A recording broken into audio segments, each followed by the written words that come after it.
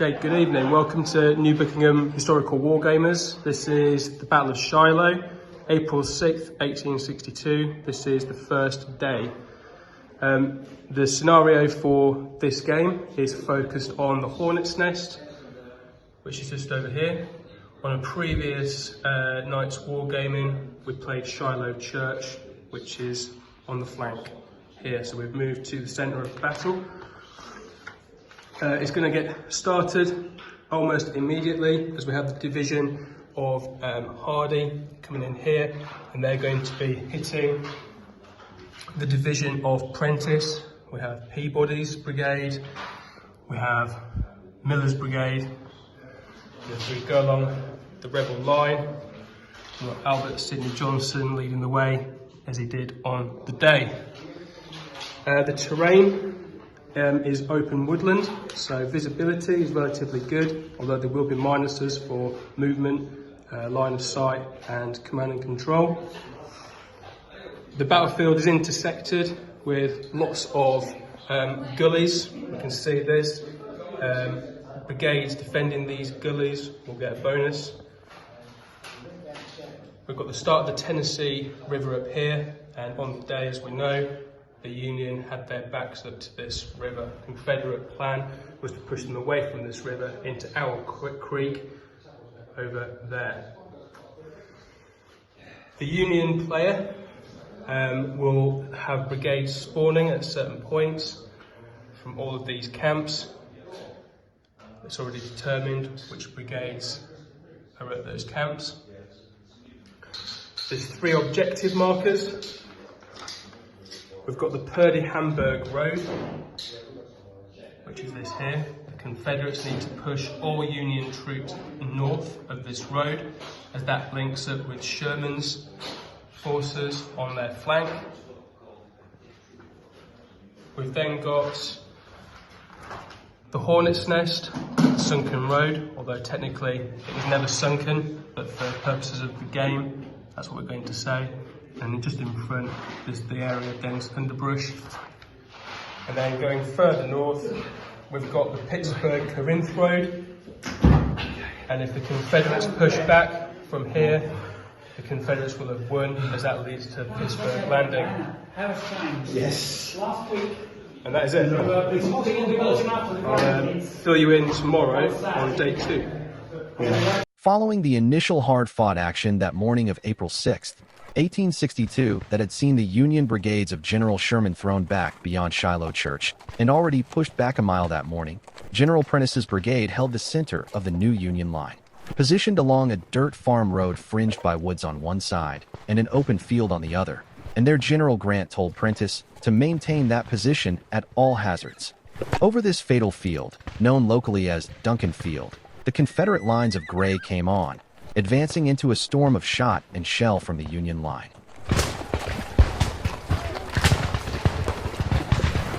Some 10 or 12 attacks were made by the rebels, one Confederate survivor later relating how the Federals mowed us down at every volley until the field looked like a slaughter pen. The Confederate General Cheatham, leading his men forward in one of these attacks, was wounded and his men again thrown back by what he described as a murderous crossfire. Here and there through the crescendo of fire, the lines of gray courageously reached the Union line and engaged with the bayonet, only to be so reduced that they were again forced to yield the position.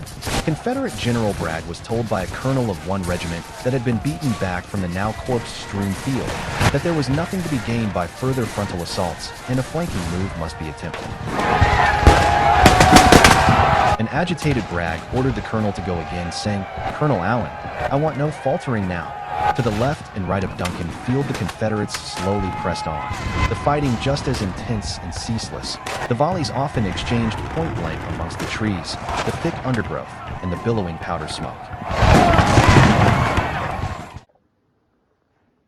Okay, good morning. Welcome to New Buckenham Historical Wargamers for another day of wargaming. Last night we started our scenario, which was the first day of the Battle of Shiloh, 6th of April 1862. We got 4 game turns in, which saw the cause of Hardy and Bragg assaulting the division of Prentice. And Prentice, although they've started to be pushed back, they did hold the rebels up for 2 hours of game time. So more Confederate reinforcements are piling in. They're starting to connect with some of the Union bivouacs. This halts Confederate movement as they stop to loot and replenish ammunition, fill the bellies of the nice supplements the Union have brought for them, as they have been starving for the last few days. Not only are the Confederates getting their supplies in, but thankfully for the Union, they're starting to have some reinforcements. So Prentice has been pushed back almost to this road now, which could mean that this objective marker is now in jeopardy. If we pan over here to the north of the battlefield, you can see that large amounts of Union forces are coming in. We've got the division of Hilbert, who are now occupying the Hornet's Nest. They've just got to finish deploying, while Prentice's bloodied division is still holding the line. And then we've got the division of W.H. Wallace starting to come down from Pittsburgh Landing. Grant is yet to be seen. Must be at Shiloh Church having a conference with Sherman. And so we're going to have a full day of gaming. There's 19 game turns, and we'll see where we get to on the first day of the Battle of Shiloh.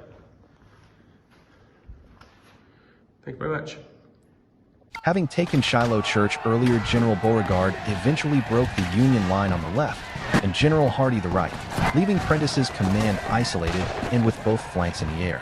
Given the close terrain and the confusion of battle, and although greatly reduced and low on ammunition, Prentice's men fought on until 5 p.m. when he and his remaining 2,200 odd men still on their feet, having fought for some 8 hours, surrendered.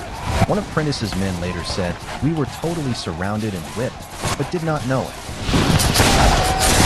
The Union stand around the Hornet's Nest, inflicting grievous losses on the attacking Confederates, bringing delay and growing confusion upon their command. And then the exchange of the prisoners had bought enough time to save Grant's army from being completely routed. By the time the Confederate advance got going again, Grant had established a new line some 2 miles long which held off the Confederates until nightfall and allowed vitally needed reinforcements of some 18,000 fresh troops to come up, and with which Grant would confront the enemy the next day.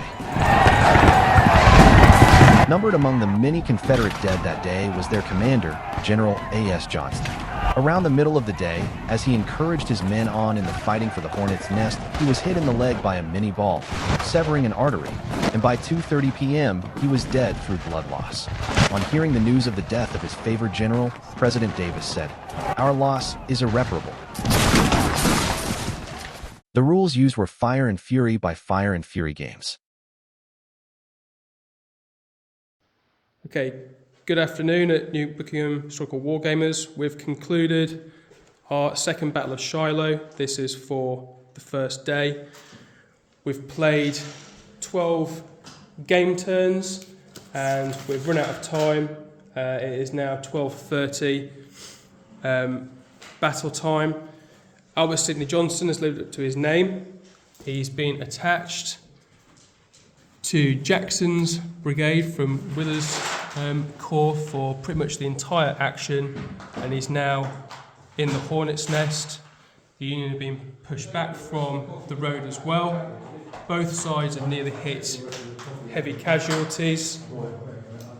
As it stands, the Hornet's Nest is contested, but the Confederates have the advantage. Thank you very much.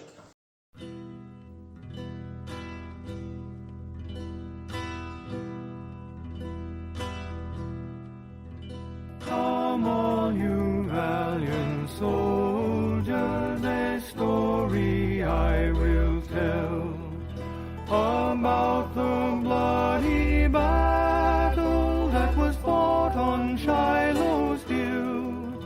It was an awful terrible struggle that caused your blood to chill, all from the bloody battle that was fought on Shiloh's hill.